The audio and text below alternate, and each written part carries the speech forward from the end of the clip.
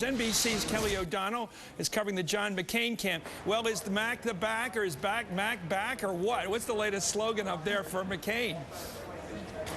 Well, Chris, you've got it right. That's what supporters are certainly shouting on the campaign trail. And while there's been an awful lot of attention on the Democrats, the Republicans have quite a story as well. And for John McCain, it's a mix of some nostalgia and some insurgency in his campaign. Of course, in 2000, 8 years ago, he won this primary, and he became the maverick who could be a winner.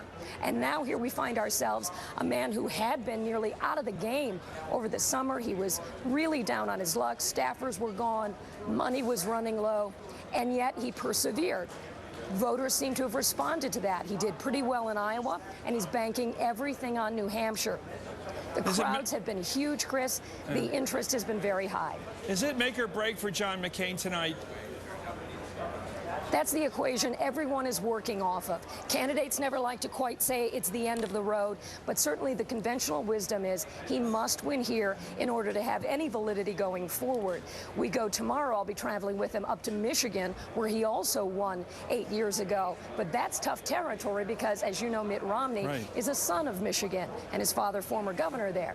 So Michigan and then South Carolina. And South Carolina was really a heartbreak territory for him 8 years ago. He's hoping he can do better now, but clearly it's New Hampshire or bust for John McCain. Thank you, Kelly O'Donnell. Let's go down to Romney headquarters at NBC's Ron Allen.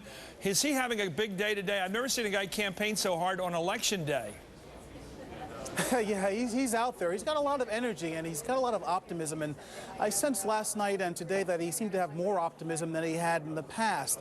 He actually predicted today that he is going to win this thing, to quote him. And he was fairly confident about that. He is convinced that the group of undecided voters who are still out there are going to fall to him, he says, largely based on his performance in those two debates over the weekend, particularly the Republican Forum on Sunday, where he feels that he had a home run. So yes, they've had their machine out there. They've made about 100,000 phone calls, they said, on Monday alone. They've knocked on about 8,000 doors, all these huge numbers they pump out at you. But yeah, they've got a real ground game going out there, and they think they're going to come back, and they think they're going to win it. The other thing Romney is fighting is this perception that if he doesn't win here, that somehow it kills his campaign. The way they've been spinning it, this could be a second-place finish. Iowa was a second-place finish. Wyoming was a first-place finish. And they're going on to Michigan. And as Kelly pointed out, they feel very good about their chances there because Romney was born there, because his father was a three-term governor. He's already got ads up there. He's in it for the long haul, he says. And, of course, he, more than the others, has the cash to back that. Chris? Okay, thank you very much, Ron. An interesting view of how Romney can be the man at the end of this whole race. Coming up.